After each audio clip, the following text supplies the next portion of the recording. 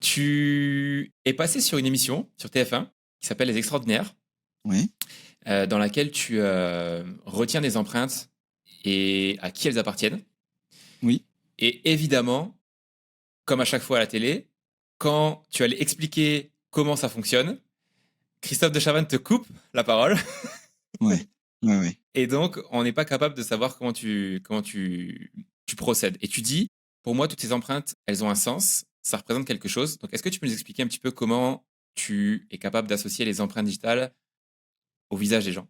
Alors, pour la petite anecdote, c'est marrant parce que je voulais profiter de cette émission. En fait, c'est pour ça que je l'avais accepté, pour permettre aux gens de voir un petit peu ce que c'était que les techniques de mémorisation et pouvoir les expliquer un petit peu. J'avais pas besoin de grand chose, j'avais besoin d'une minute seulement. Mais comme la production était super en retard et que le tournage, il avait commencé à 9 heures du mat et que là, au moment où je passe, où on me voit à l'écran, c'est 22h30, 23h, ils avaient tous envie de rentrer chez eux, ils étaient tous super fatigués. Donc du coup, euh, bah, ouais, De Chavannes, il est allé vraiment droit au but et du coup, j'ai pas pu trop expliquer. Et en plus, au montage, le peu de mots que je disais dessus, ah bah, ils ont coupé. Donc, l'idée, c'est que chaque empreinte, effectivement, ressemblait à quelque chose, vu que j'utilisais la technique des associations imagées. En fait, tu dois être capable, enfin, chaque forme, chaque dessin, chaque image doit représenter quelque chose pour toi. Donc ça peut être un tableau, ça peut être un souvenir d'enfance, ça peut être une image que tu as vue dans un livre, ça peut être une illustration que tu aimes bien, un tableau, enfin moi il y a plein de choses. Et là, c'était à un niveau un petit peu supérieur vu que bah, comme j'ai l'habitude de faire ça, moi je suis capable d'associer mentalement, on appelle ça la technique des associations, assez facilement même des trucs super abstraits. Donc les empreintes digitales, c'est super abstrait. Faut savoir que j'avais des points de repère, c'est-à-dire que parmi les 50 empreintes digitales que je devais mémoriser, déjà j'ai eu un peu de temps pour le faire. Hein. J'étais l'épreuve fil rouge, donc j'ai eu un peu plus d'une heure et quelques pour le faire.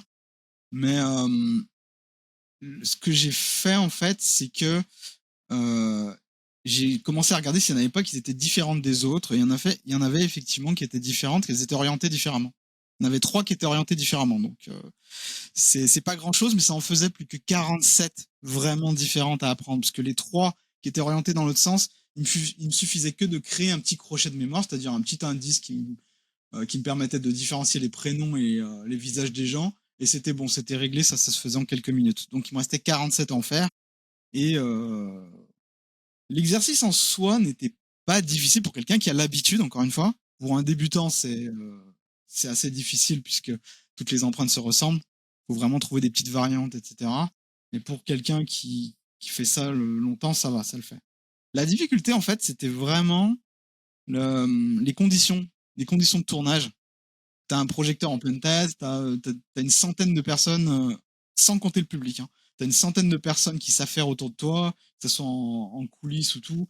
T'as le stress, t'as la fatigue, parce que t'es arrivé à 9h du mat pour être maquillé, et là c'est 22h30, 23h. Donc t'es fatigué, t'as envie d'aller te coucher, toi aussi t'en as marre. Donc c'était plus ça qui faisait la difficulté de l'épreuve. Quant à l'épreuve elle-même, c'est juste de la technique des associations imagées. Et comme j'avais une heure pour le faire, j'ai pu caser un ou deux rappels sur chaque empreinte. Ce qui m'a permis de les solidifier dans ma mémoire à moyen terme. Ok, qu'est-ce que tu appelles des rappels? Les rappels, en fait, c'est comme des révisions mentales. C'est-à-dire que il m'avait donné un iPad pour le faire. Et l'iPad, du coup, je pouvais aller et venir comme je voulais. Donc je m'en servais de révision. C'est-à-dire que je cachais en bas le nom de la personne, j'avais le visage et l'empreinte. Et de l'autre côté, je pouvais cacher le visage et je devais ressembler à quoi ressemble l'empreinte. Et dans ma tête, je faisais une évocation. Sur cette empreinte-là, il y a tel crochet, effectivement, il y était ou il n'y était pas. Mais je faisais très peu d'erreurs parce que je prenais mon temps. Ok. J'imagine que ça, c'est quelque chose que tu es capable de faire parce que ça fait des années que tu travailles ça. Et Oui, comme tu disais, pour un débutant, c'est très avancé comme pratique. je le déconseille à un débutant ou à quelqu'un qui maîtrise très peu ce genre de technique. Parce que c'est difficile quand même. Ok. On va revenir justement sur les techniques. Juste avant, je voudrais qu'on fasse un peu les bases. Donc, les auditeurs ont compris qu'on va parler beaucoup de mémoire, de mémorisation. C'est ton dada. Euh, T'en parles vraiment avec passion. Quand j'ai fait mes recherches sur les vidéos, les interviews que tu fais, etc., on voit vraiment que tu le fais pas par, tu veux pas show off. T'es vraiment passionné par le sujet. Et du coup, la première question que je voulais te poser, c'était, est-ce que le plaisir d'apprendre rentre beaucoup en compte dans la durée que ça nous prend pour apprendre quelque chose et dans la capacité à retenir les informations. C'est là le truc, en fait. C'est là le truc. Si tu as le plaisir d'apprendre en général, Mhm. tu auras des facilités à apprendre sur n'importe quel sujet, même les plus difficiles, même sur lesquels tu n'as pas des prédispositions. Ok, tu Ok. me suis? Ouais. Le problème, c'est que la plupart du temps, les gens n'ont pas de plaisir d'apprendre et associent plutôt ça à de l'effort et de la douleur. Ok, c'est difficile, faut étudier, faut faire, c'est compliqué, j'y arrive pas, etc. Donc c'est un conditionnement en fait inverse qui se crée, c'est-à-dire que euh, comme tu vas associer ça à de la douleur et de l'effort, bah tu vas jamais prendre de plaisir d'apprendre.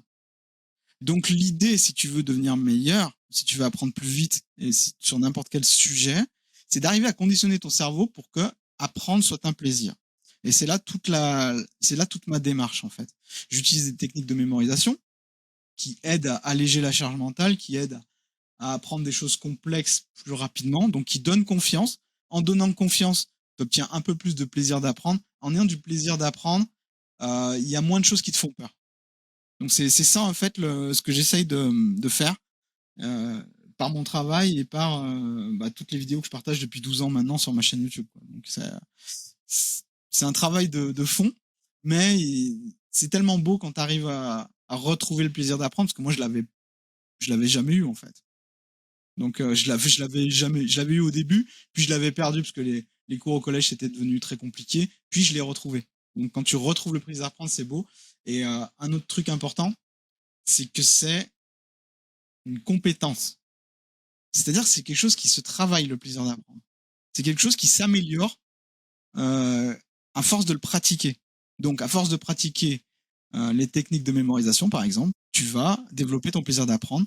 Et à force de prendre du plaisir d'apprendre, c'est le cercle vertueux, c'est-à-dire que tu vas prendre de plus en plus de plaisir et tu vas vouloir par toi-même apprendre des choses encore plus compliquées parce que ça, tu étais capable de le faire. Donc, comme un sportif qui essaie de tester ses limites, bah là, tu vas faire un peu la même chose, mais avec ton cerveau.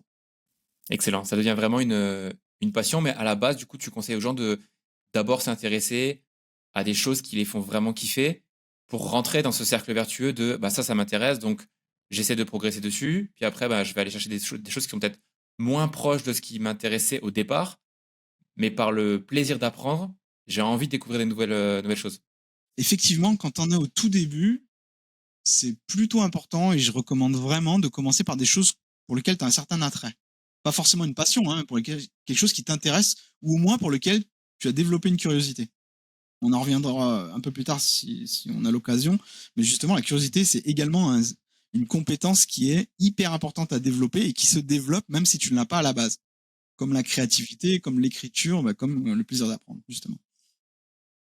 Donc, quand tu as ça, c'est mieux de commencer, quand tu l'as pas, je veux dire, c'est mieux de commencer par des choses qui t'intéressent un peu quand même.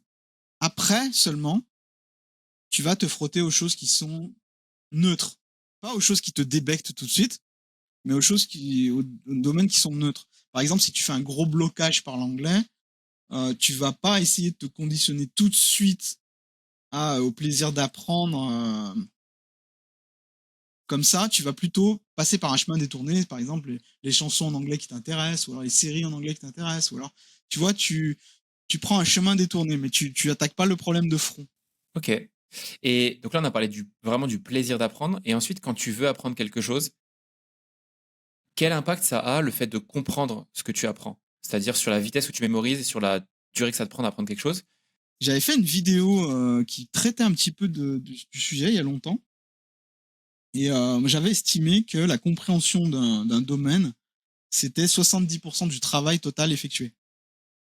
C'est-à-dire, pour qu'une information passe de neutre à su, bien ancré dans ta mémoire, tu as 100% de travail à accomplir.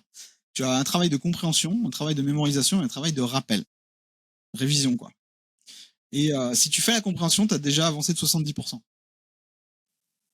Waouh, ok. Si tu fais que de la mémorisation de quelque chose que tu ne comprends pas et que des rappels, tu n'auras fait que 30% du travail. Donc ça veut dire que la solidité de l'information dans ta mémoire, elle sera de 30%. Alors que si tu n'as jamais utilisé une seule technique que tu n'as jamais procédé à un seul rappel de cette information, mais que tu la comprends bien, elle sera à 70% dans ta mémoire. Incroyable. Donc l'impact de la compréhension est beaucoup plus grand que l'impact de la mémorisation. Exactement.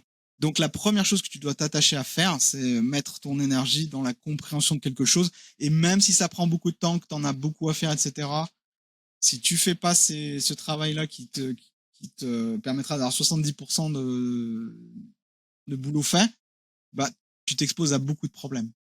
Et souvent, quand j'ai affaire à par exemple, des étudiants en médecine qui sont débordés par le flux d'informations qui arrivent en continu, ils doivent apprendre beaucoup de choses, ça ne s'arrête jamais, et ils sont pressés par le temps tout de suite.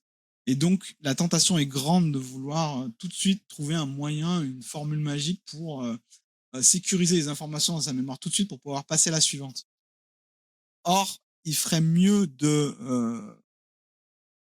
prendre plus de temps, même si ça les met un petit peu en retard, dans la compréhension, parce que cette compréhension-là que tu auras au début va découler, de cette compréhension-là vont découler la compréhension de plein d'autres informations. C'est un effet cascade, si tu veux. Si tu comprends le cours fondamental, sans technique, ou alors si tu passes beaucoup de temps à comprendre le cours fondamental, quand viendront les cours annexes ou les cours subsidiaires ou les cours qui viendront à la suite, ta mémorisation sera beaucoup plus rapide et là tu rattraperas ton retard. Mais c'est quelque chose qui est très difficile à voir pour un étudiant en médecine, par exemple, qui n'a pas l'expérience de ça. Mais même si la compréhension te fait prendre un petit peu de retard, alors évidemment un petit peu, faut pas que ça soit trop exagéré non plus, mais prendre un petit peu de retard pour parfaire sa compréhension, c'est un investissement en temps et en énergie et en mémoire et en confiance qui est rentable. Est-ce que quand on apprend quelque chose sous le coup d'une émotion, on a tendance à mieux le retenir? C'est une question qui, j'ai failli répondre au tac au tac, et puis en fait, c'est beaucoup plus profond qu'il n'y paraît. L'émotion, c'est une énergie qui affecte ta façon d'apprendre. Et qui dit énergie, dit deux types d'énergie. Énergie positive et énergie négative. L'énergie qui est plutôt positive, donc si tu apprends avec joie, ou si tu as une bonne nouvelle dans la journée, donc tu es de bonne humeur, etc., ou si le sujet te plaît, l'énergie positive va effectivement affecter, te donner un petit boost, en fait, si tu veux, d'apprentissage, de mémoire. Ok. C'est cool. En revanche, si tu es une tête sur le sujet, vraiment, que tu apprends des nouvelles choses, mais que tu as une énergie qui est plutôt négative, tu es en colère, tu es frustré, tu pas bien, etc., tu es stressé, tu vas pas mémoriser aussi bien. Ça va affecter de façon négative ta mémorisation. Donc, si tu es dans une énergie émotionnelle positive, ça va booster ta mémorisation lorsque tu apprends des nouvelles choses. Donc, les émotions positives vont booster. Les émotions négatives vont te freiner, vont t'handicaper. Donc si je me lève du mauvais pied et que j'ai un cours à apprendre, il vaut mieux que je me dise, je vais perdre 1 heure en allant, je sais pas moi, au sport pour me défouler et me sentir mieux, que de mettre tout de suite dessus. Alors là, c'est un piège. Enfin, c'est un piège. Ça peut être un piège selon les personnes, selon comment tu fonctionnes au quotidien, ça peut être un piège. Si tu proposes cette idée à quelqu'un qui a l'habitude de procrastiner, tu lui dis bon bah là je suis pas de bonne humeur, je reviens dans 1 heure, tu prends le risque qu'il ne revienne pas du tout. Ok. Donc si tu es quelqu'un qui procrastine, vaut mieux pas que tu fasses cette stratégie. Si tu es quelqu'un qui est hyper discipliné et que tu sais ce qui se passe en toi et tu sais qu'effectivement ça sert à rien que tu te lances dans un dossier hyper complexe alors que tu as la tête ailleurs ou que t'es pas de bon poil ou qu'il y a quelque chose qui te perturbe, dans ce cas-là, tu peux effectivement prendre l'option sport pour te réoxygéner le cerveau, etc. Une autre option que tu peux faire, si t'es pas sûr, c'est de commencer par des choses qui sont un petit peu plus faciles, histoire que la pression redescende, que ta mauvaise humeur redevienne sous contrôle et que parfois ça arrive pas, parfois c'est toute la journée que tu traînes ça. Donc on n'est pas au top tout le temps. Ça aussi c'est un autre piège dans lequel tombent mes clients, c'est-à-dire que quand ils font leur planning d'apprentissage, de révision, de mémorisation, ce que tu veux, ça dépend de leur situation. Ils partent du principe qu'ils auront toujours, chaque jour sera le même en fait, qui seront jamais malades, qui seront toujours de bonne humeur, qui seront toujours en bonne santé, qui n'auront jamais de mauvaises nouvelles. Et en fait, c'est une erreur de penser ça. Donc du coup, en pensant ça, ils se mettent des plannings hyper chargés, hyper denses, hyper exigeants sur toute une journée. Moi, je conseille plutôt de séparer en 2 blocs temps en fait.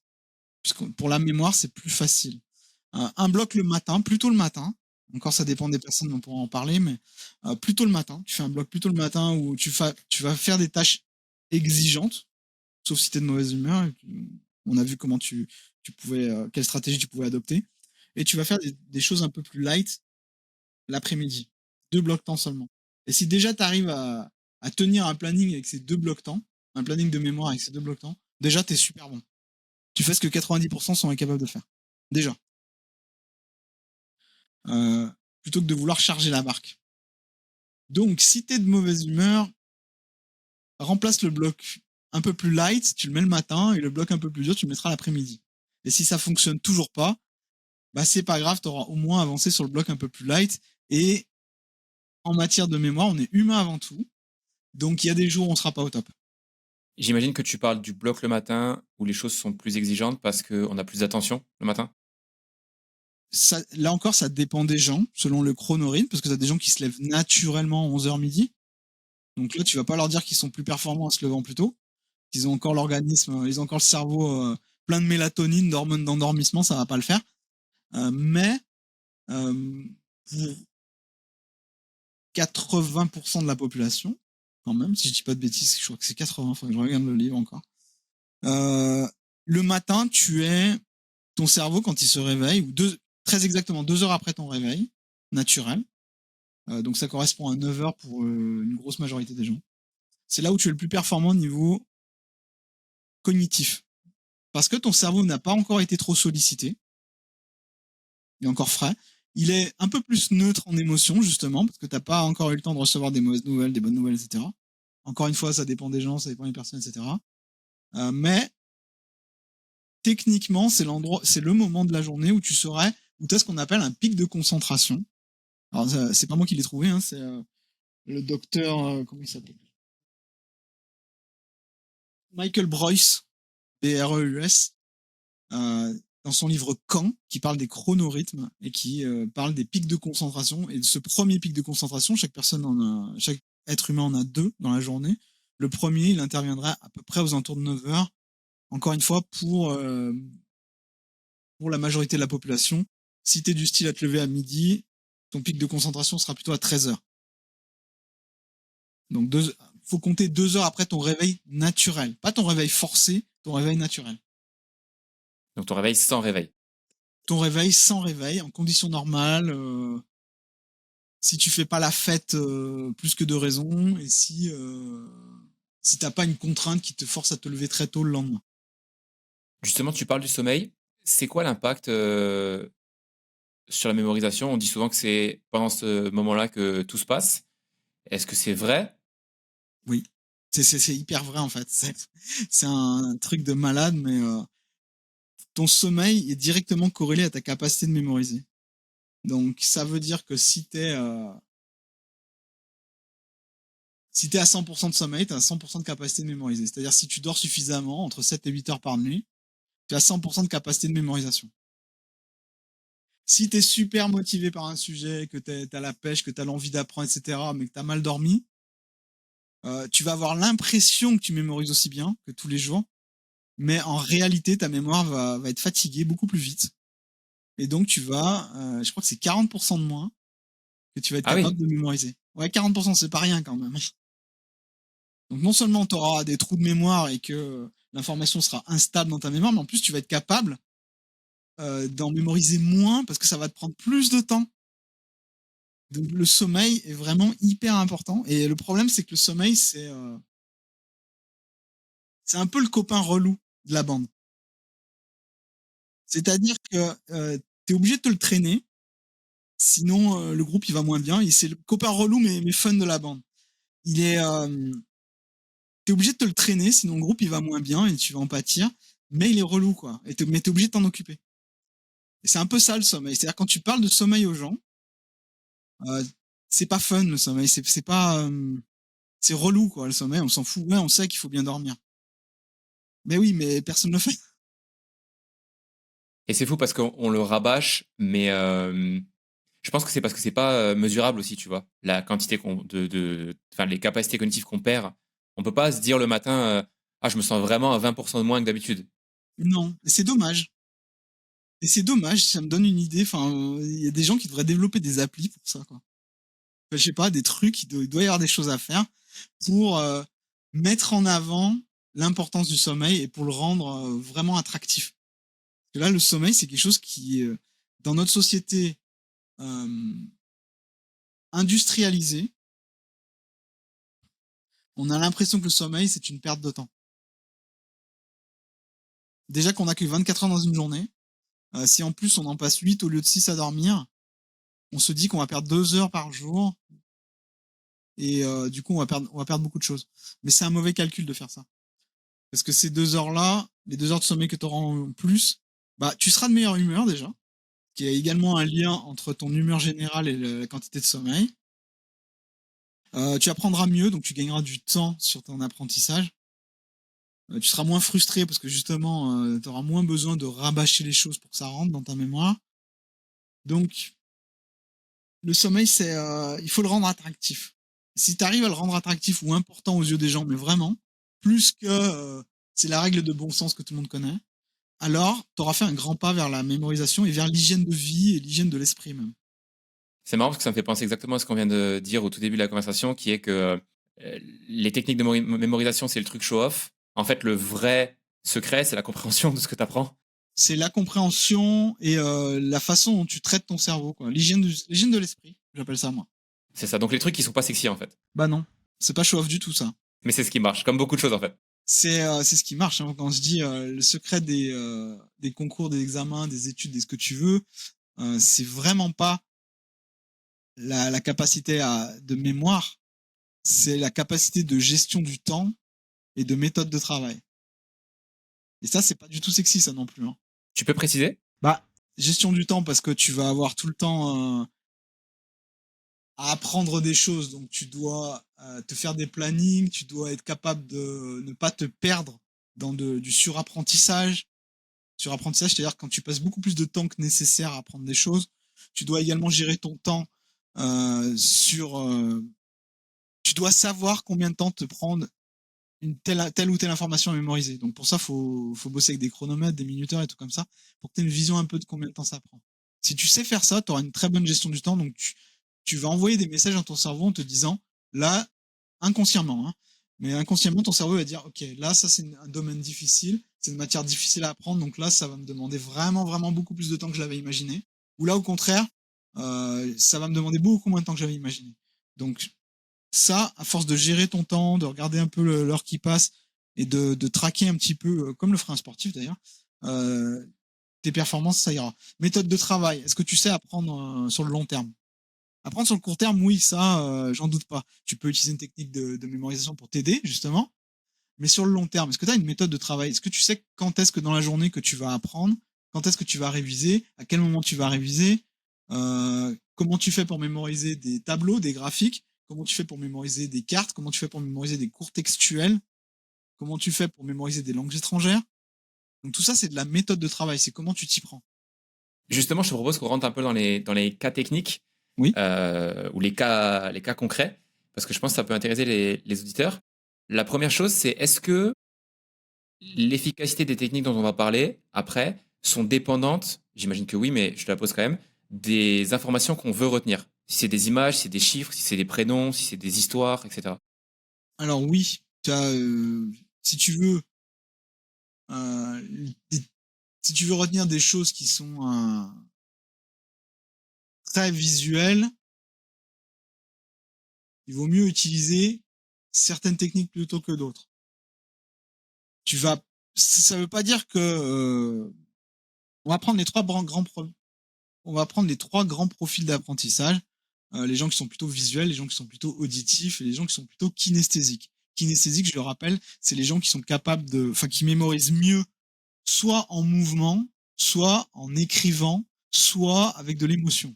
Donc c'est soit trois grands profils. Les gens auditifs vont être plus à l'aise avec tout ce qui est dictaphone, parler à voix haute, répéter les informations à voix haute parce que comme ça leur mémoire auditive elle fonctionne mieux.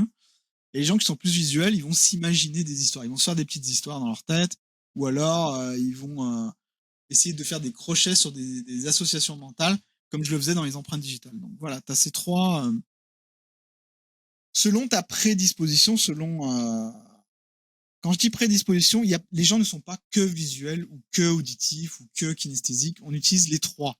Mais tu as des prédispositions, c'est-à-dire tu as il y a un de ces profils dans lequel tu passes le plus de temps ou que tu préfères, qui est plus efficace pour toi. Donc déjà, tu vas t'attacher à utiliser des outils qui sont plus spécifiques à ce type d'apprentissage. Par exemple, si tu es quelqu'un qui est très auditif, tu vas réussir à apprendre via des outils très visuels, par exemple comme les cartes mentales ou les palais de mémoire, mais ce sera moins efficace que si tu utilisais la simple répétition à voix haute, le dictaphone, que tu chantais tes informations, par exemple, ou que tu utilisais des outils qui sont un peu plus auditifs. A contrario, tu pourrais retenir une information comme ça si tu es quelqu'un de très visuel, c'est-à-dire utiliser le dictaphone, chanter des informations, les répéter à voix haute, etc. Mais ce serait moins efficace. Donc déjà, détermine quel est ton profil d'apprentissage préféré, là où tu passes le plus de temps, là où c'est le plus efficace, et ensuite utilise des outils adaptés. Si tu es plus kinesthésique, réécris les informations, fais des fiches de révision traditionnelles, mais en les écrivant, et non pas en les tapant sur ordi. Apprends en mouvement. Tu peux mêler également, tu peux combiner les choses, c'est-à-dire tu peux répéter des informations, mais les kinesthésiques, comme ils aiment bien les émotions, tu peux les répéter sur des tons émotionnels différents. Ça, je travaille beaucoup avec les acteurs là-dessus. Les acteurs et les actrices que j'accompagne, en fait, pour mémoriser un texte, ceux qui sont très auditifs, je leur dis de répéter le texte, mais de le jouer, en fait, sur plusieurs émotions différentes. Ça vaudra mieux que n'importe quel palais de mémoire sur les gens qui sont visuels. Quand tu dis apprendre en mouvement, tu as un exemple? Eh bien, apprendre en mouvement, moi, je me suis rendu compte, j'ai découvert ça par hasard, que pour retenir, à un moment, je m'étais lancé un défi, un livre par semaine pendant 52 semaines. Donc l'idée, c'était de lire et de mémoriser les points importants d'un livre pendant un an d'affilée. Donc j'ai réussi, j'en ai même eu 60. Et quelque chose qui a marché vraiment très bien, c'était de lire debout en marchant. Alors j'ai direct le commentaire, ouais, je vais me prendre une voiture si je lis en marchant. Alors non, tu vas pas te prendre de voiture si tu lis en marchant. T'as la mémoire périphérique, t'as la vision périphérique quand même. Et si vraiment c'est trop chaud parce qu'il y a de la circulation, tu dois faire attention à trop de choses, tu lis pas en marchant, tu lis debout en faisant les 100 pas chez toi. Mais ça marche vraiment. Donc en marchant ou debout, ça marche vraiment. Tu retiens beaucoup mieux les choses. Enfin, moi, je retenais beaucoup mieux les choses. J'encourage tout le monde de le faire. Tu m'aurais posé la question, je t'aurais dit, bah non, on retient mieux quand on est concentré sur ce qu'on lit plutôt que quand on fait deux choses en même temps, tu vois. Et non, parce que la marche, le mouvement, c'est quelque chose qui est, comment dire, qui dépense juste assez d'énergie cognitive pour empêcher ton cerveau de se distraire, mais qui ne perturbe pas ta mémorisation parce que c'est quelque chose qui est automatique. Si je te demandais d'apprendre quelque chose en même temps que tu conduis à Las Vegas, par exemple, Ouais. tu pourrais pas. C'est pas conduire, oui, mais conduire à Las Vegas, non. C'est pas quelque chose que tu as l'habitude de faire, c'est quelque chose qui est cognitivement très exigeant. Et même si tu apprends sur une route de tous les jours, je le déconseille également parce que même si tu le fais en mode automatique, tu dois quand même être concentré sur plein de choses en même temps. Donc ça perturberait. Mais apprendre en balayant, apprendre en marchant, ça c'est faisable. Ok, donc ce que tu as dit sur la voiture, ça veut dire que écouter un podcast en voiture, pas top. Si c'est une route de tous les jours, si c'est une route de tous les jours, mais non, parce que tu vois, ça marche, ça, ce que tu dis. Cet exemple marche. Et d'ailleurs, merci de l'avoir donné, parce que parce qu'il y a une nuance très importante. Un podcast, tu l'écoutes de façon passive. T'as pas de démarche cognitive. Tu comprends l'information, tu l'écoutes comme t'écouterais une chanson ou comme, tu peux réfléchir à ce qui est dit, mais tu vas pas l'étudier. Tu vas en mémoriser les points qui t'auront marqué, mais t'as pas une interro dessus demain. Si t'as une interro dessus demain, alors oui, je déconseille. Mais si t'écoutes un podcast parce que t'as envie de passer un bon moment et en même temps d'apprendre des choses, Ok, si tu veux le retenir entièrement, non. Tu vois, t'as plus une démarche d'acteur. Passive, pardon. T'as plus une démarche passive quand tu écoutes un podcast en voiture. Et justement, ça me rappelle la conversation que j'ai eue avec Lauriane Legrand, que tu connais, je crois. Ah oui, bien sûr, oui, oui. Elle m'expliquait justement que dans l'apprentissage des langues, c'était important de combiner les deux, apprentissage passif et actif. Est-ce que tu le conseilles aussi de manière générale pour tout ce qui est apprentissage? C'est-à-dire de faire des sessions actives où tu es vraiment focus sur ce que tu fais et faire du volume avec le passif où, bah, je ne vais pas prendre l'exemple des langues, mais par exemple, tu veux savoir comment fonctionne le cœur parce que tu es en médecine et que voilà, bah, tu vas écouter des podcasts en voiture sur le fonctionnement du cœur. Donc ça va juste rentrer un peu de manière passive. Et chez toi, tu vas apprendre comment fonctionne le cœur avec le schéma, etc., etc. Alors, plus tu es immergé dans un domaine que tu souhaites apprendre, plus tu vas apprendre. Ok, jusque-là, il n'y a pas de, il y a pas de secret, c'est juste du bon sens. Mais euh, apprendre de façon active te demande de l'énergie, beaucoup d'énergie. Une énergie qui se recharge seulement si tu as un bon sommeil. À partir de ce constat, ce double constat, qu'est-ce que tu te rends compte? Plus tu passes de temps immergé dans quelque chose que tu veux apprendre, plus tu l'apprends. Mais tu peux pas apprendre pleinement à 100% toute la journée. Bah, tu complètes par de l'apprentissage qui est passif et qui te demande moins d'efforts cognitifs. Donc, tu passeras plus de temps à apprendre des choses. Certaines seront évidemment beaucoup plus légères, mais tu apprendras mieux. Puisque tu auras passé plus de temps à apprendre que quelqu'un qui, par exemple, aura réfléchi pendant peut-être 2 heures, 3 heures de sa journée d'affilée sur maîtriser une notion, un concept, et après sera grillé pour le reste de la journée. Bah, tu vas utiliser 1 heure pour apprendre peut-être la moitié du concept ou le tiers du concept, et le reste, tu vas faire des choses un peu plus passives qui vont peut-être te donner des idées pour apprendre les 2 autres tiers restants. Et tu vas ensuite revenir sur ton concept difficile pour une 2e heure. Tu vas y se passer comme ça. Et déjà, tu vas tenir toute la journée. Tu auras vu beaucoup plus de choses que la personne qui sera restée 3 heures d'affilée sur la même chose, puis qu'après sera trop crevé pour autre chose. Et Lauriane, elle est dans l'apprentissage des langues, bah c'est typiquement le cas. Hein. Si tu passes 3 heures à maîtriser tes verbes irréguliers, je dis n'importe quoi, à la fin des 3 heures, t'en auras tellement marre de l'anglais que tu voudras rien faire d'autre de la journée.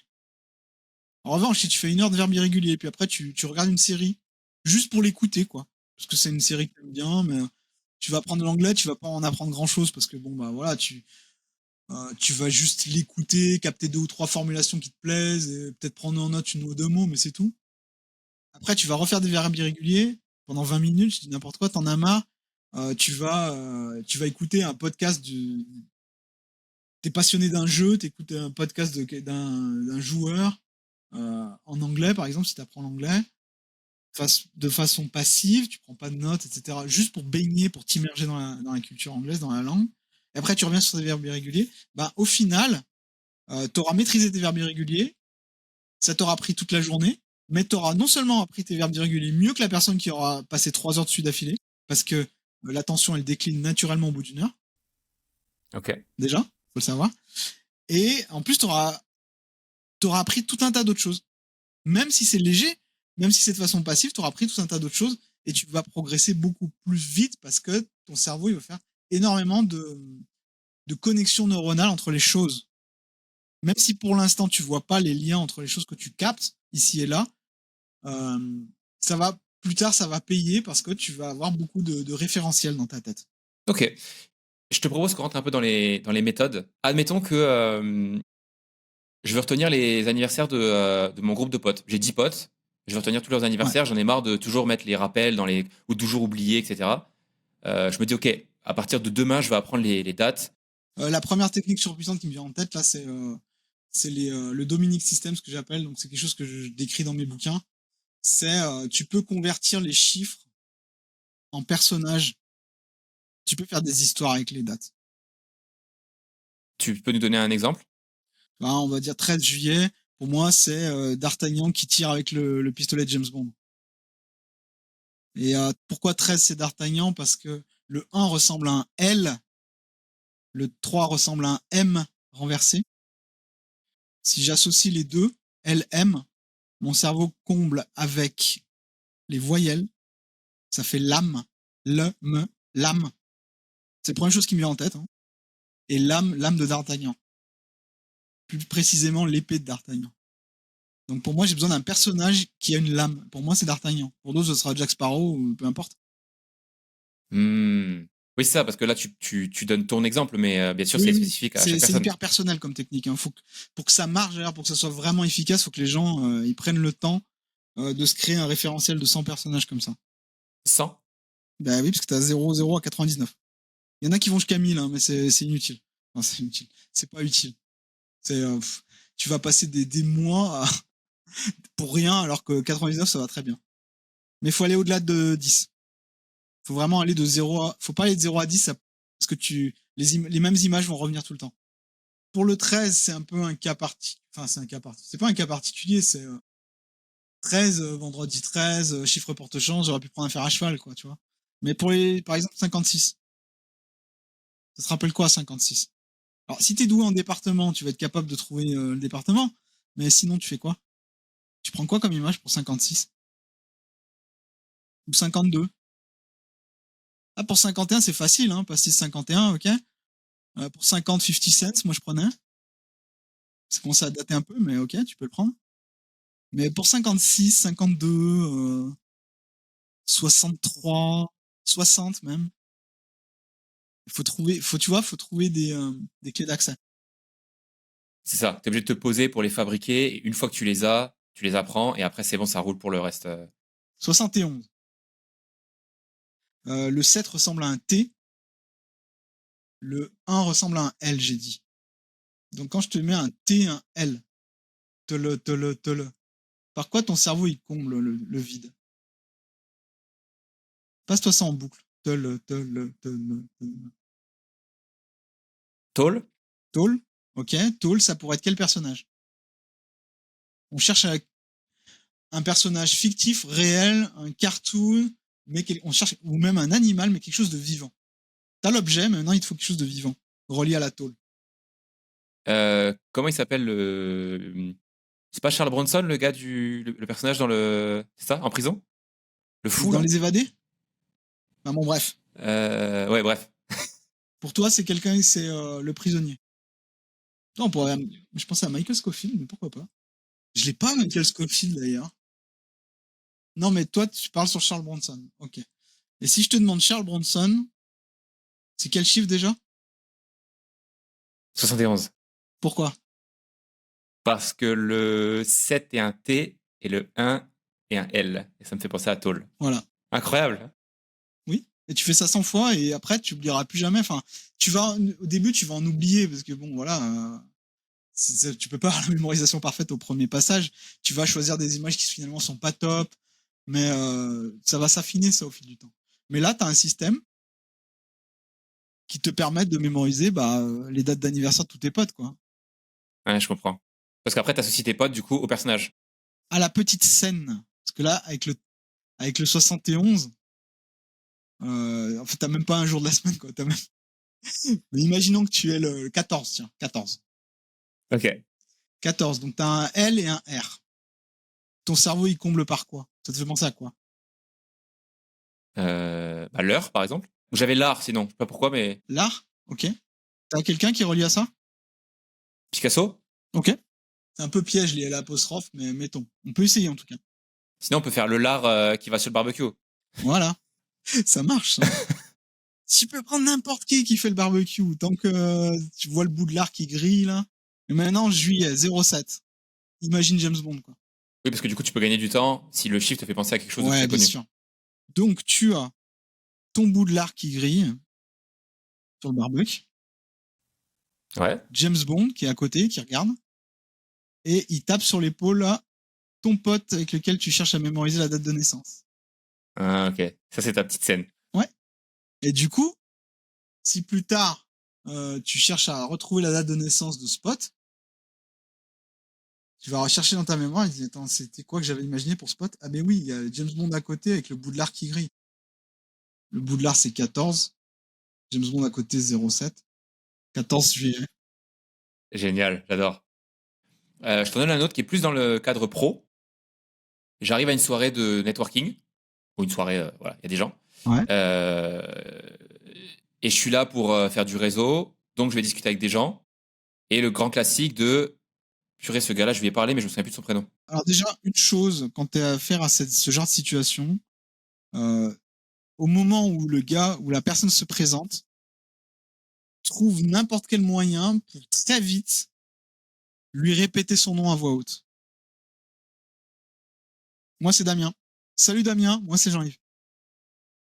Tu vois, en faisant ça, en répétant son nom à voix haute, ça garantit, enfin, ça augmente de 50% ta capacité à retenir, tes chances de retenir ce prénom.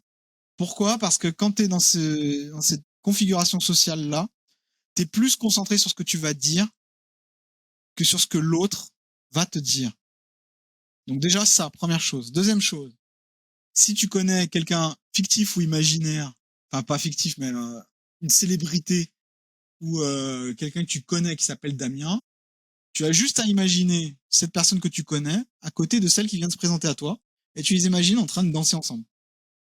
Ou de se faire un check, ou bref, peu importe. Tu les imagines en mouvement ensemble. Ça, quand tu reverras le visage de cette personne plus tard, de Damien plus tard, tu vas te souvenir de ton pote Damien qui danse à côté.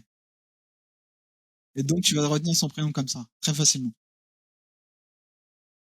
Si tu connais personne qui s'appelle Damien, à quoi le prénom te fait penser comme mot?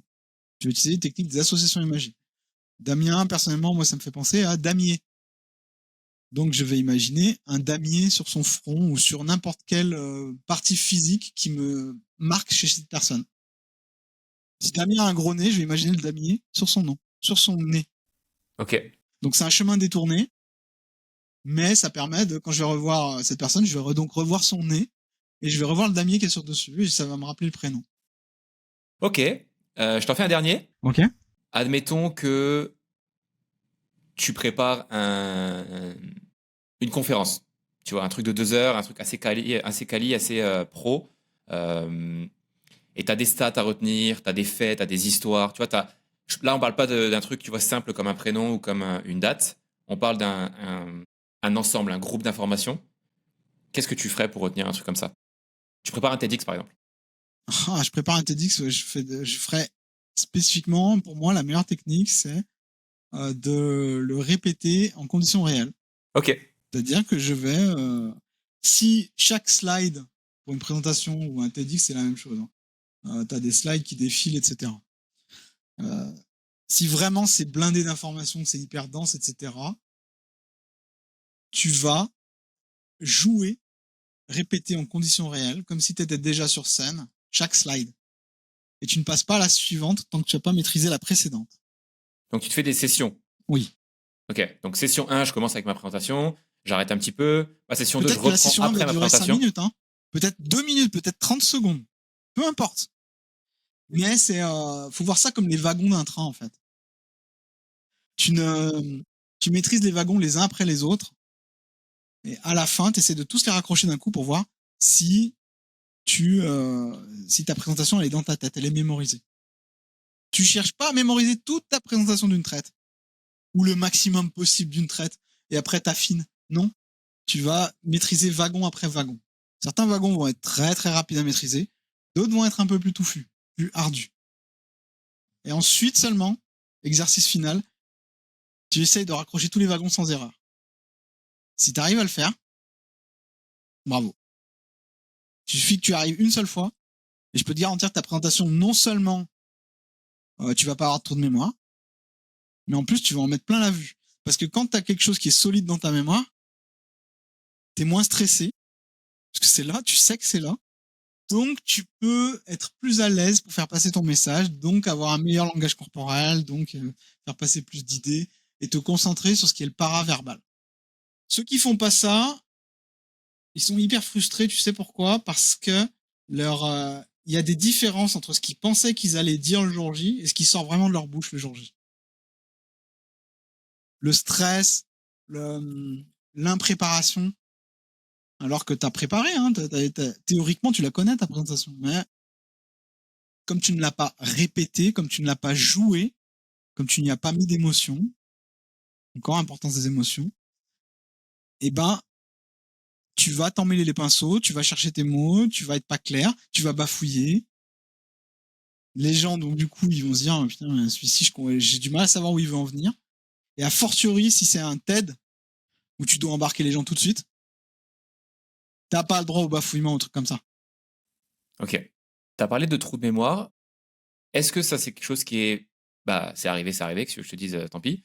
Ou est-ce que c'est quelque chose qu'on peut toujours rattraper au vol si on est très bon, si on a des techniques particulières? Alors, plus tu pratiques l'art de la mémoire, moins t'as de trous de mémoire. Et s'ils arrivent, parce qu'ils arriveront quand même, t'as des chances déjà de le rattraper.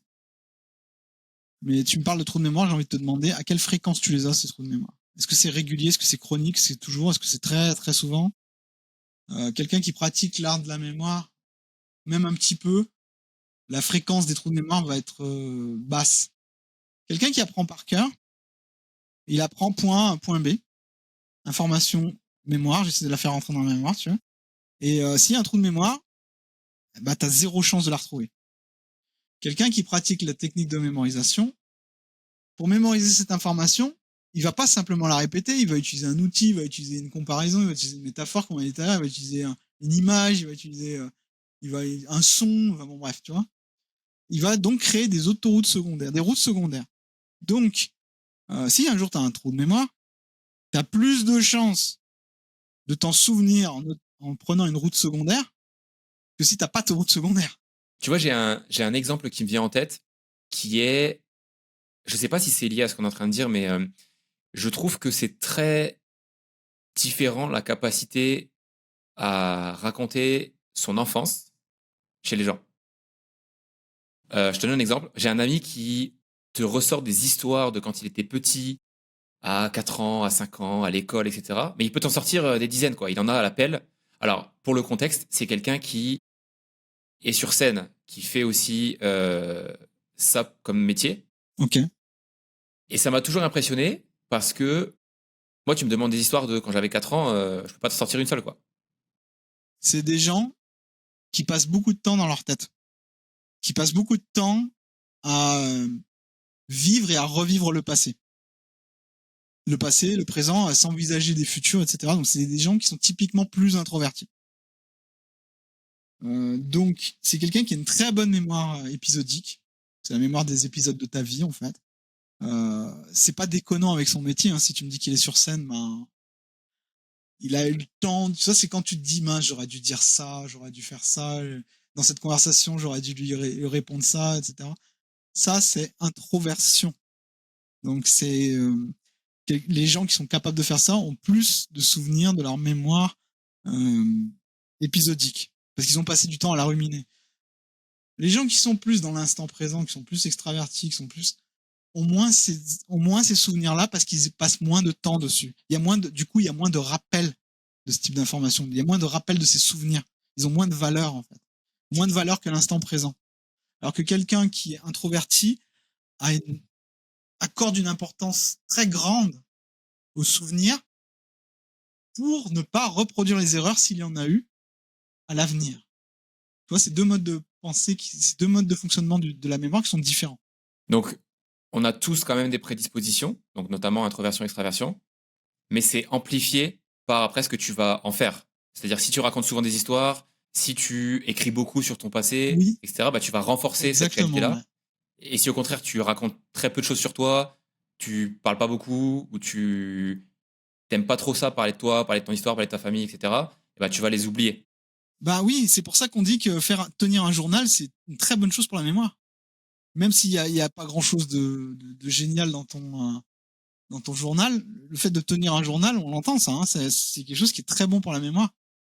Et ça te fait garder, pas comme un appareil photo, parce que c'est pas pareil, mais au moins tu gardes une trace. Est-ce que tout nécessite un rappel, ou est-ce que il y a des choses sur lesquelles on peut s'en passer, même sur le long terme? À moins que tu aies un accident cérébral, tout ce qui est lieu que tu fréquentes, tu n'as pas besoin de rappel. D'accord? Chez toi, par exemple, t'as pas besoin de te poser un moment et de te dire, bon alors attends, ma chambre elle est où? Elle est là. Là, à côté de ma chambre, il y a quoi? Il y a ça, ok. Mon trajet pour aller au boulot, que je fais toujours depuis 20 ans. Alors, Là, ok, il y a ça, il y a ça, il y a ça. La maison de tes vacances. Pas besoin de rappel. Hormis ce type d'informations-là, qui sont déjà dans ta mémoire, font déjà partie de toi, tout a besoin d'un rappel. Tes informations ont une durée de vie. Certaines informations ont une très grande durée de vie. Comme quoi? Par exemple, les codes de carte bleue, enfin maintenant c'est sans contact, mais les codes d'interphone par exemple, que tu as composé des années et des années, tu les connais tellement bien que même si tu le composais plus, au bout d'un moment, ta mémoire elle aurait mémorisé le tracé sur le clavier tellement tu l'aurais fait le nombre de fois. Tu vois, les informations auxquelles tu es hyper passionné. Tu es passionné de foot par exemple, et ton club favori gagne une coupe importante. Il y a peu de chances que tu l'oublies. T'as pas besoin de rappel. Tu pourras peut-être même te souvenir comment t'étais habillé ce jour-là, qui a marqué, à quelle minute et quel temps il faisait ce jour-là. Tellement c'était quelque chose auquel t'as mis d'émotion. Parce que ton cerveau, il fait des choix, quoi. Parce que c'est très très lourd, une information qui n'a pas de sens. Et au bout d'un moment, bah, tu vas manquer de place. Donc si t'es la mémoire et que tu t'as plus de place, tu fais quoi? Bah, t'enlèves un truc. T'enlèves un truc et t'enlèves quoi? Bah, t'enlèves les trucs qui sont plus utiles. Pour prendre un autre exemple, c'est le même problème que les gens ont, ceux qui veulent tout garder. Parce que c'est relié à des souvenirs importants ou des choses qui ont une valeur sentimentale. Ben oui, sur le moment, oui. Mais la pile d'assiettes de mère grand qui dort dans ton garage depuis des années, mais tu veux pas jeter parce que c'est mère grand, elle t'a apporté tellement de belles choses dans la vie, etc. Le jour où tu as un problème très concret de place, c'est les assiettes de mère grand que tu vas mettre, que tu vas donner ou que tu vas vendre ou que tu vas faire sortir de ton 18 mètres carrés. Parce que c'est dans ta hiérarchie des choses, c'est ça qui a le moins d'utilité à tes yeux et peut-être celle qui a le moins de valeur immédiate. C'est pas tout le temps le bon calcul, mais si tu te mets à la place de la mémoire, si t'as plus de place, ben t'as plus de place. Pourquoi c'est important d'entraîner sa mémoire alors qu'on a justement Google et ChatGPT? Il y a un danger en termes de mémorisation, un danger évident, c'est notamment pour les plus jeunes, qui est de déléguer l'effort cognitif pour l'apprentissage à ChatGPT. Donc en fait, tu vas demander à l'IA d'apprendre à ta place. Que ce soit le début d'un cercle vicieux au niveau macro. Eh ben oui. Et à mon avis, c'est pas lié directement, mais à mon avis, les difficultés qu'ont certaines entreprises à recruter viennent également du fait que l'effort, pour certains métiers, est fui maintenant. Ouais, bien sûr. Que va-t-il se passer quand plus personne ne voudra faire d'efforts cognitifs? Je sais juste comment fonctionne le cerveau humain. Le cerveau humain est programmé pour pour obtenir le maximum de résultats en un minimum d'efforts possible. Et là, on est en train de donner un outil qui est certes révolutionnaire et qui aide vraiment à obtenir le meilleur de beaucoup de professions. Mais quelle est la contrepartie à payer si tu es habitué à utiliser ChatGPT depuis toute ton enfance, donc les générations qui vont venir là, quand tu vas leur dire que tel ou tel job, c'est des années d'études et d'expérience, pas que d'études théoriques, hein, mais d'expérience, qui va faire ce job? Si t'as plus de médecin, tu fais quoi? Est-ce que ces considérations-là, ça change un petit peu la façon dont tu transmets la connaissance et ton message? C'est tout récent.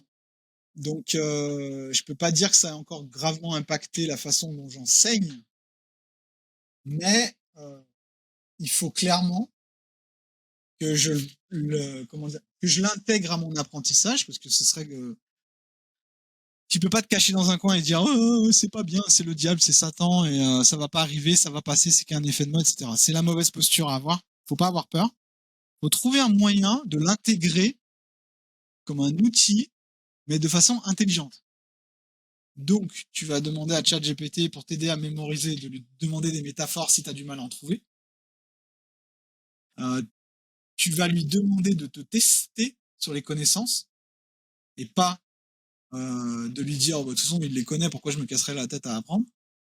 Est-ce que c'est un domaine qui évolue encore, les techniques de mémorisation, etc. Est-ce qu'on découvre de nouvelles choses encore, ou est-ce que c'est des trucs qui sont connus depuis très longtemps et qui évoluent pas tant que ça?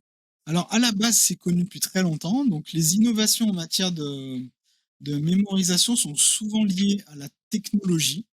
Donc, tu vois, pour les flashcards, on a Anki, le logiciel qui permet d'automatiser les trucs. On a beaucoup d'innovations technologiques là-dessus. J'ai également pas mal de clients qui ont programmé des trucs qui t'aident à faire les palais mentaux en utilisant Google Maps, Google Street View, et tu disposes Ah ouais?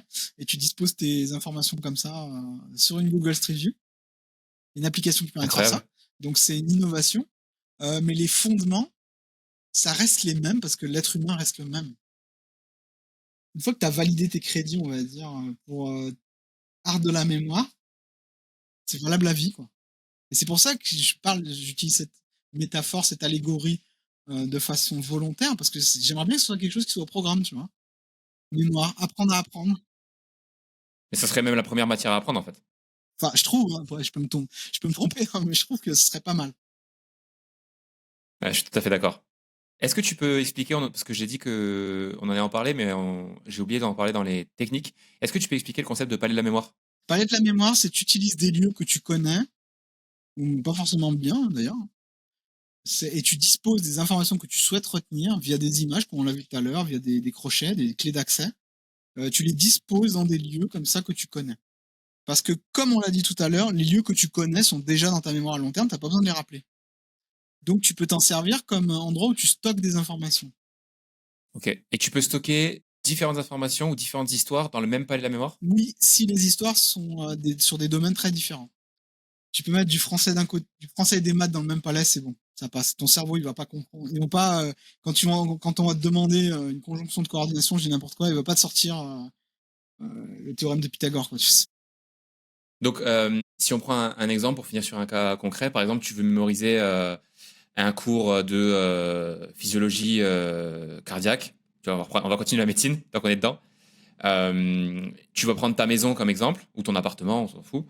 Et donc l'idée, ça va être de te dire, bon, bah, quand j'ouvre la porte, sur la porte, il y a le nom de la valve à droite du cœur. Il n'y a pas que le nom. Il y a également la valve qui bat, tu vois, sur la porte. Même cloué à la porte, tu vois, c'est encore plus marquant pour ta mémoire. Ok. Et ensuite, donc, tu ouvres la porte. Et après, pareil, tu mets des Tu informations partout disposes où tu des veux. images, ouais. Tu disposes des scènes, des images. Ouais. Plus tu vas faire ça, plus tu vas retenir les choses. En fait. Donc, tu as besoin d'images qui sont pas très réalistes. C'est mieux, loufoque. Ouais, ça les rend absurdes, donc mémorables. Le cerveau, il a du mal à oublier les trucs loufoques. Ouais, donc la valve clouée sur la porte, ça risque pas d'arriver en vrai, quoi. Donc, Donc ça, tu le marques beaucoup mieux que si c'est simplement écrit valve sur ta porte, quoi. t'as un exemple de cas dans lequel tu l'as utilisé pour un truc assez dur, même pour toi? Ouais, alors c'est pas pour moi que j'ai utilisé. Dans un truc assez dur, moi, c'était les 1200 premières décimales de pi. Ouais, j'ai mis tous les chiffres dans un palais de mémoire. C'était pas mal. Euh, Mais là où, mais ça n'a pas de sens de faire ça. Enfin, c'est pour le show-off, mais c'est pas. C'est pour prouver que ça marche les techniques, mais c'est tout, quoi. Par contre, en revanche, euh, un ami que j'ai coaché à l'époque l'avait utilisé pour réussir son examen d'officier, où il avait 3 gros manuels comme ça à retenir. Je crois qu'il y avait aéronautique, code du soldat et euh, putain, non, aérodynamisme, code du soldat, et le troisième c'était métallurgie. Tu vois un peu les trucs, les matières. Et donc il a créé 3 palettes de mémoire distincts et il a tout disposé.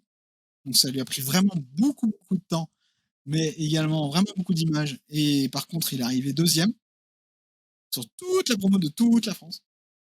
Il est arrivé deuxième parce qu'à une question, il avait la réponse dans son palais de mémoire, mais il pensait que la question était un piège.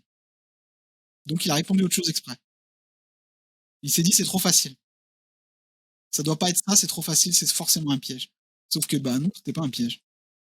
Il s'est dit, c'est trop facile. T'as effectivement cette impression quand tu utilises les techniques, c'est que ça rentre trop facilement dans la tête par rapport aux années d'études que tu as fait avant où tu galérais comme un rat mort pour faire entrer la moindre information dans ta tête. Et ben là, ça arrive limite trop facilement. Donc tu commences à remettre en doute le truc, l'outil, quoi. Tu te dis, c'est pas possible que ce soit si facile. Il y a un problème, il y a un piège. Ben non, il n'y a pas de piège, mais ça, il faut l'avoir testé pour s'en rendre compte. T'as un challenge perso ou quelque chose dans lequel tu es en train d'utiliser tes techniques? Alors en ce moment, il y a deux choses. J'essaye d'apprendre le langage Python. Alors je connais rien du tout en informatique. Grâce aux techniques de mémorisation, ça marche pas mal. J'ai validé beaucoup de cours de Coursera, exercices compris, en peu de temps. C'est plutôt pas mal. Il me manque que de la pratique. Et j'essaye de passer 2000 aux échecs. Le jeu d'échecs, c'est parfait, ça, pour entraîner la mémoire. En utilisant juste les techniques et en moins d'un an. Et je suis actuellement 1650. J'ai commencé à 1000 par là.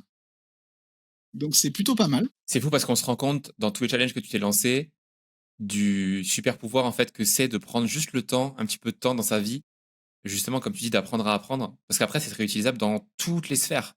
Que ce soit des challenges type comme tu dis là, les échecs parce que ça te fait kiffer de te lancer un challenge comme ça, mais aussi pour des trucs qui sont vraiment super importants pour toi ou peut-être demain pour tes enfants. Oui. Si ton enfant il veut devenir pilote de chasse, tu vas avoir la capacité de lui apprendre comment faire deuxième au concours. Alors c'est pas une garantie, mais c'est assez fou de se dire que tu peux débloquer des choses qui paraissent inaccessibles pour beaucoup de gens en fait. Oui, d'ailleurs, pilote de chasse, ça me fait penser. Bah d'ailleurs, pour finir la petite histoire, cet ami en question, qui est un de mes meilleurs amis d'ailleurs, il est aujourd'hui à la patrouille de France.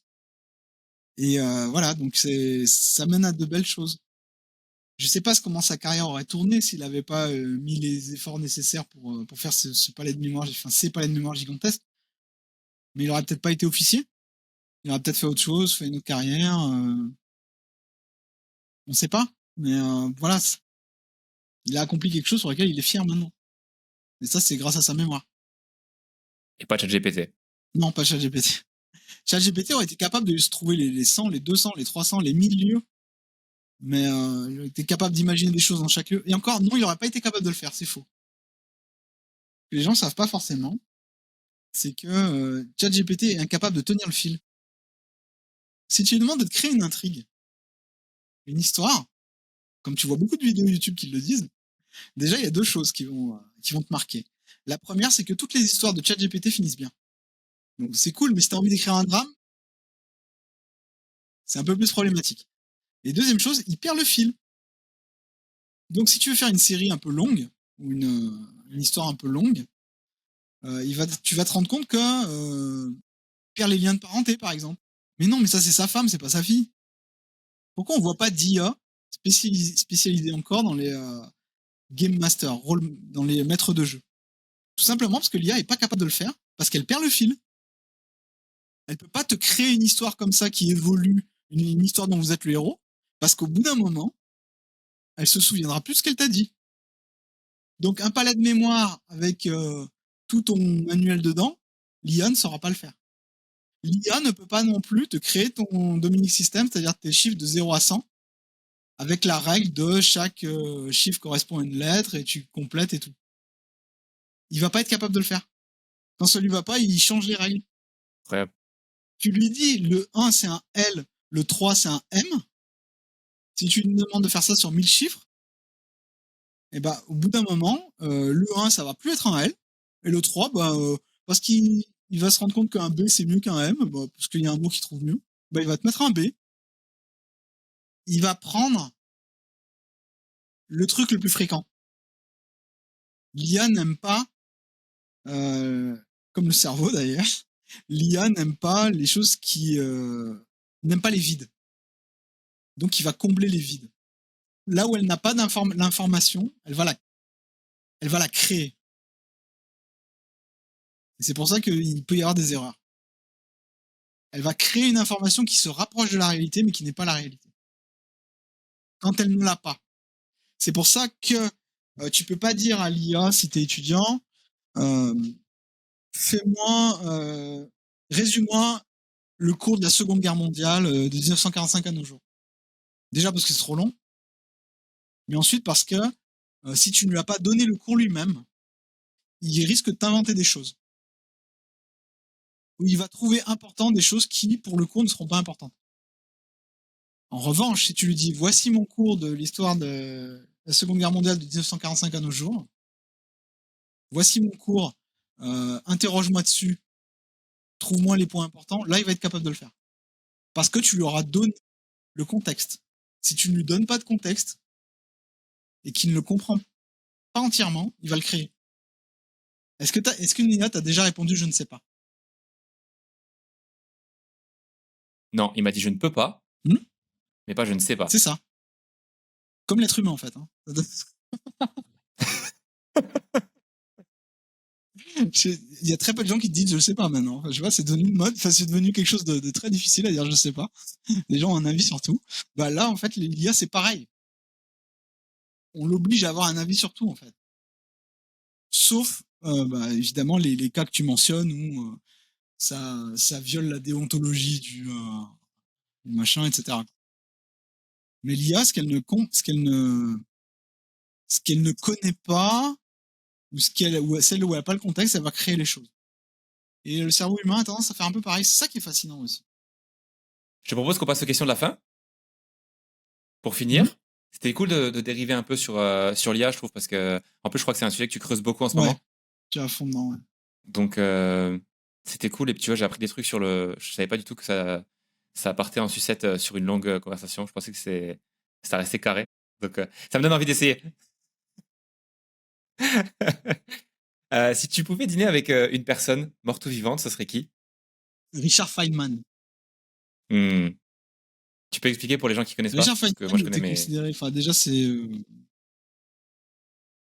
prix Nobel de physique en 63, physique quantique, il était de la même époque que Einstein, Oppenheimer, etc. Donc c'est vraiment, il faisait partie de l'élite si tu veux, mais il avait deux particularités. Le premier, c'est qu'il était super drôle, super attachant, et la deuxième particularité, c'est qu'il était considéré comme l'un des meilleurs profs de tous les temps parce qu'il était capable d'enseigner des matières du niveau d'Einstein, d'Oppenheimer, etc. Mais en des termes très simples, de toute façon que même le plus bêta des journalistes pouvait comprendre, quoi. Donc c'est vraiment quelqu'un qui savait prendre, qui maîtrisait son sujet à un tel point qu'il était capable de le faire apprendre à n'importe qui. Donc j'aimerais discuter avec quelqu'un comme ça. J'aimerais manger avec lui. Pour cette capacité-là. c'est quelqu'un qui t'a inspiré dans ta façon d'enseigner? Parce que j'ai l'impression que ce côté fun et ce côté être vachement clair dans ce que tu On peut pas dis quand dire tu qu'il m'a. enseignes, c'est important. Pour moi, c'est un exemple à suivre, mais on peut pas dire qu'il m'est inspiré parce qu'au moment où j'ai commencé à enseigner, je le connaissais pas. Ok. Mais maintenant que je sais qui il est, ce qu'il a fait et comment il faisait, après avoir lu ses biographies et écouté un peu comment il enseignait, c'est quelque chose, c'est ce vers quoi j'aimerais tendre. Est-ce que tu as une croyance impopulaire? On peut apprendre à aimer quelque chose, même si ça nous plaît pas. Ok. Ça vient de ce que me disait ma mère quand je lui disais j'aime pas mon boulot, j'en ai marre, j'aime pas. Elle me dit t'apprendras à l'aimer. Et là, c'est vrai que ma première réaction quand j'ai entendu ça, t'apprendras à l'aimer. Pardon. Mais non, si je l'aime pas, je peux pas apprendre à l'aimer. Si, tu peux apprendre à aimer quelque chose. Tu peux apprendre dans le sens où tu peux apprendre à trouver du fun là où il n'y en a pas à la base. Mais tu dois faire cette démarche d'admettre qu'il peut y en avoir et de le chercher. Donc c'est une invitation à ne pas céder à ta pulsion de répulsion tout de suite. Tu peux apprendre à aimer quelque chose. Et si ça se trouve un jour, tu aimeras effectivement ce qui te débectait au début. Peut-être. C'est effectivement ce qui s'est passé dans le cas de mon boulot à l'époque. Tu faisais quoi? Fonctionnaire et j'étais bibliothécaire d'art. Ok. Sauf que j'ai aucune formation en art et que c'était un boulot de fonctionnaire, donc c'est pas du tout sexy, quoi. Bah, j'ai appris à aimer mon job. Et pas à la dure, pas parce que j'avais que ça pour vivre. J'avais Potion de vie à côté déjà. Non, parce que ça m'a fait grandir. Et je suis tellement reconnaissant, en fait, d'avoir fait l'effort et puis d'avoir appris à aimer que maintenant, c'est une croyance impopulaire parce que si tu dis ça si tu dis ça aux gens maintenant, maintenant, dès qu'ils aiment pas un truc, ils zappent direct. Donc c'est pour ça que c'est impopulaire. Génial. Qu'est-ce que tu me conseilles de recevoir sur ce podcast? Ah bah, si tu veux quelqu'un de polarisant et d'intéressant, Idriss Aberkan. Ok. T'as eu Idriss Aberkan? Ah oui, j'ai vu qu'il avait fait une vidéo avec lui. Ouais, une. Je l'ai reçu une fois en fait. Ah, génial. Mais tu vois, Idriss, j'ai regardé sa conférence sur l'IA et le futur de l'éducation, j'ai trouvé ça génial. Je trouve qu'en termes de en termes de Ouais, lui, il est intéressant à recevoir. Déjà parce qu'il s'exprime bien, il donne des exemples qui te font réfléchir, parce que voilà, c'est. ouais. Qu'il ait 3 doctorats, 4, 0 ou 10, je m'en fous complètement. Moi, je regarde un petit peu ce qui. C'est une autre croyance impopulaire d'ailleurs que j'essaie. Moi, je suis capable, en tout cas, je veux être capable de voir le meilleur des gens et en faisant abstraction des trucs pas bien qui sont à côté ou qui font à côté. C'est quelque chose qui. C'est Bruce Lee qui a dit ça en plus. Hein. Bon, c'est un peu. C'est peut-être apocryphe, c'est-à-dire c'est peut-être qu'il n'a pas dit ça ou qu'on lui prête ces paroles-là. En tout cas, cette citation, je la trouve très juste. Hein. Prends le meilleur de chaque personne, jette le reste. Jette ce qui ne te plaît pas. Et avec le meilleur de cette personne, ajoute ce qui t'est propre. C'est ça que j'aimerais être capable de faire. Ça, c'est impopulaire parce que justement, maintenant, on est tellement dans le réactionnaire que dès que quelque chose ou quelqu'un dit un truc, c'est sorti du contexte, c'est direct de façon à polariser, justement. Ouais, et puis les gens ont beaucoup de mal, je trouve, à faire la différence entre la personne et ce qu'elle produit, qui sont aussi deux choses différentes. C'est très difficile de faire. Tu peux ne pas aimer quelqu'un pour sa personne, mais trouver son travail extrêmement de valeur. Et inversement, tu peux trouver quelqu'un qui fait un travail de merde, mais adorer la personne. C'est ça. Les deux n'ont pas à être liés, en fait. Exactement. Et c'est très difficile à faire la part des choses hein, là-dessus. Mais pour en revenir à qui c'est que tu devrais recevoir, j'avais passé un bon moment avec Christophe Hague, qui avait fait un travail énorme sur la chance. Quelqu'un que si j'avais adoré, c'était Christophe Coppen, négociateur dans le RAID. Moi, je suis pas du tout branché négociation, mais j'ai appris tellement de choses. Si tu veux en savoir plus sur les cartes mentales, je te recommande Cyril Maître. Et sur tout ce qui est soft skills, être gentil, sur la bienveillance, etc., je te recommande Jérôme Moirot. Ok, et ben écoute, je vais aller checker tout ça, mais là, t'as été généreux hein, sur sur les noms invités. Comment les auditeurs peuvent te suivre, Jean-Yves? Où est-ce qu'ils te retrouvent? Sur ma chaîne YouTube, Potion de vie, sur mon blog, Potion de vie, sur mon Insta, Potion de vie, Jean-Yves Ponce, n'importe quel moteur de recherche te mènera à moi assez rapidement. Ok. Et c'est là où je passe le plus de temps. Hein. YouTube, Insta et Twitch, pour ceux qui veulent suivre le défi échec en direct. Merci beaucoup, Jean-Yves, d'avoir pris le temps d'expliquer tes méthodes, d'expliquer aussi les concepts. Merci à toi de m'avoir invité. À À bientôt. bientôt. Salut, salut.